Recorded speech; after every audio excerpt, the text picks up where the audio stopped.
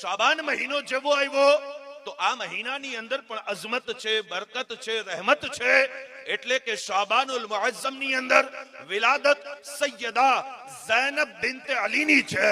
આ શાબાન મહિનાની અંદર યોમે વિસાલ ઇમામ આઝમ અબુ હનીફા નો છે. આ શાબાન મહિનાની અંદર વિલાદત છે સૈયદના ઇમામ હુસૈન રદિયલ્લાહુ તઆલા અન્હુ ની. આ શાબાન મહિનાની અંદર આજે ચોથી શબ છે તો આજે તો વિલાદત છે મૌલા અબ્બાસ અલમદાર. કેટલો ખુશ નસીબ છે સુન્ની કે જેને રસૂલ પાક અલૈહિસ્સલામ નો આ ફરમાન સમજ આવે છે કે રજબ અલ્લાહનો મહિનો, શાબાન મારો મહિનો અને રમઝાન મારી ઉમ્મતનો મહિનો છે. તો હવે ઉમ્મતીને અગર અલ્લાહ સુધી પહોંચવું હોય તો વચમાં વસીલો મોહમ્મદ મુસ્તફા હોવા જરૂરી છે.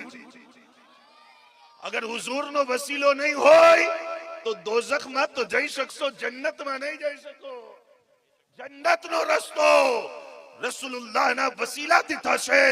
અને સુન્નીઓ કેટલા ખુશ નસીબ છો કે અલ્લાહ તાલા માહે રજબની અંદર તમને શબે મેરાજ અતા કરી છે, માહે શાબાનની અંદર શબે બરાઅત અતા કરી છે અને માહે રમઝાનની અંદર તમારા માટે લૈલતુલ કદ્ર અતા કરી છે.